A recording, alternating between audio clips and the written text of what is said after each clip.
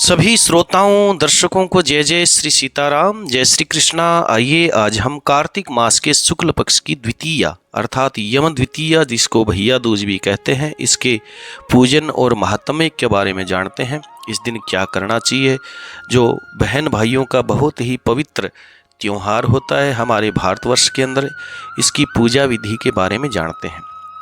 एक बार की बात है, देव ऋषि नारद जी राजा पृथु को, महाराज पृथु को कार्तिक महात्म्य की कथा बताते हुए कहते हैं कि हे राजन, कार्तिक मास के शुक्ल पक्ष की द्वितीया को यमुना जी में स्नान करना चाहिए और यमराज का पूजन करना चाहिए। यदि यमुना जी पास में न हो तो उस दिन घर में ही श्री यमुना महारानी जी का नाम जपते हुए, नाम स्मरण करते हुए स्नान करना चाहिए। इससे यमुना स्नान करने के फल की प्राप्ति होती है। इस दिन श्री यमुना जी ने यमराज जी का पूजन किया था अपने भाई का, इस कारण इसको यम द्वितीया कहते हैं। इसको भैया दूज भी कहते हैं। उस दिन भाई अपने बहन के घर में भोजन करे। बहन न हो तो गुरु की कन्या भी बहन के समान होती है, उनके घर में भोजन करना चाहिए। बहन को यथा श्रद्धा पूर्वक भाई जो है दक्षिणा, स्वर्ण के गहने, सुंदर वस्त्र आदि भेंट स्वरूप में देने चाहिए। बहन अपने भाई की आयु बढ़ने के निमित्त 8 चिरंजीवियों का पूजन करना चाहिए। 8 चिरंजीवी यह कहलाते हैं श्री मार्कंडेय जी, बलि, व्यास जी, हनुमान जी, विभीषण जी, कृपाचार्य जी, अश्वत्थामा और परशुराम। ये 8 चिरंजीवी कहलाते हैं जो चिरकाल तक जीते रहते हैं। जब तक इस पृथ्वी का अंत नहीं होता, इस ब्रह्मांड का अंत नहीं होता, तब तक इनका जो है अंत नहीं होता। इसलिए इनका पूजन करने से आयु बढ़ती है और संतति बढ़ती है। बहन अपने भाइयों की लंबी आयु के लिए विधिवत इनका पूजन करे।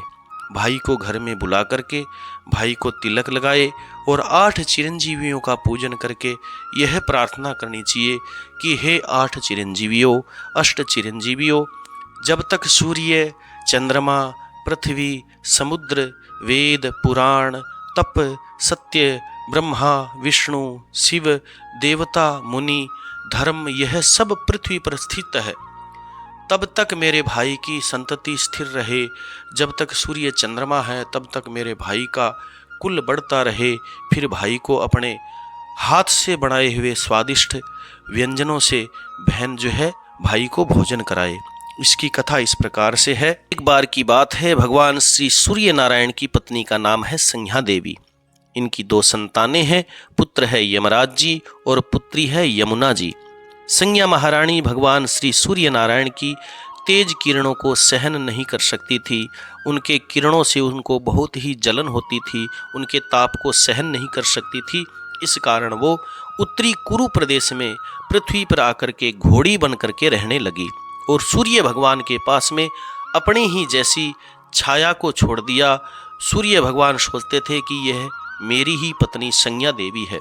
उसी से सूर्य भगवान के पुत्र हुआ शनिश्चर और पुत्री हुई ताप्ती नदी। इसी छाया से कहते हैं देवताओं के वेद अश्विनी कुमारों का जन्म भी हुआ था। इधर छाया जब भगवान सूर्य नारायण की पत्नी बनकर के रहने लगी और अपने पुत्र पुत्री हो गई, तब यमुना जी से और यमराज जी से सौतेला व्यवहार करने लगी, विमाता का व्यवहार करने लगी। इससे खिन्न होकर के यमराज जी ने अपनी एक नगरी नई बसाई जिसका नाम था यमपुरी। यमपुरी में यमराज जी पापियों को दंड देने लग गए। उनको अनेक प्रकार से यातना देने के लिए नियुक्त कर दिए गए देवताओं को द्वारा। तो यमराज जी पापियों को दंड देने के लिए इतने व्यस्त हो गए कि अपनी बहन यमुना जी को जो है भूल गए। इसलिए यमुना महारानी गोलोक में भगवान श्री कृष्ण के पास चली गई, जो कृष्ण अवतार के समय भी वहीं थी। बहुत समय बीत जाने पर एक दिन सहसा अचानक यमराज जी को अपनी बहन यमुना जी की याद आई। तो उन्होंने दूतों को भेज करके यमुना जी की बहुत खोज करवाई, मगर यमुना जी उनको मिल नहीं सकी। फिर यमराज जी स्वयं गोलोक में गए, जहाँ विश्राम घाट पर यमुना जी से यमराज जी की भेंट हुई। भाई को देखते ही यमुना महारानी आनंद में, हर्ष में विभोर होकर के यमराज जी का उन्होंने स्वागत किया, उनको भोजन करवाया अपने हाथ से पका करके। इससे प्रसन्न होकर के यमराज जी ने यमुना महारानी से वरदान मांगने को कहा। देखिए, यमुना महारानी ने बड़ा ही सुंदर वरदान मांगा, जो दूसरों के हित के लिए मांगा। क्या मांगा यमुना महारानी ने? यमुना महारानी ने कहा कि हे भैया, मैं आपसे यह वरदान मांगना चाहती हूँ कि मेरे जल में स्नान करने वाले नर नारी कभी भी यमपुरी में ना जाए, आपसे कभी भी यातना न पाए। यह बड़ा कठिन था। यमराज को ऐसा वरदान देने से यमपुरी का और विधि के विधान का अस्तित्व समाप्त हो जाता। इस प्रकार भाई को असमंजस में देख करके यमुना महारानी कहने लगी कि हे भाई, आप चिंतित न हो, मेरे को आप यह वरदान दे कि जो लोग आज के दिन कार्तिक मास के शुक्ल पक्ष की द्वितीया के दिन, भाई दूज के दिन बहन के यहाँ भोजन करके इस मथुरा नगरी की स्थित विश्राम घाट पर मेरे जल के अंदर स्नान करे, वो यमपुरी में आपके लोक में न जाए, वो सीधे भगवान श्री नारायण के धाम को प्राप्त हो। इससे यमराज जी प्रसन्न हो गए।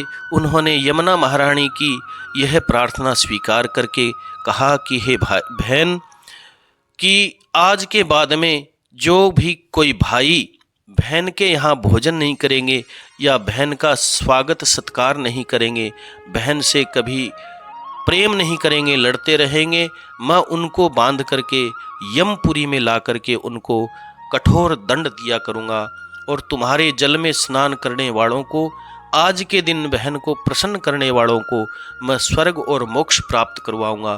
तभी से यह यमद्वितीया अर्थात भाई बहन का पवित्र त्योहार जो है मनाया जाता है। देखिए कितनी सुंदर बात है।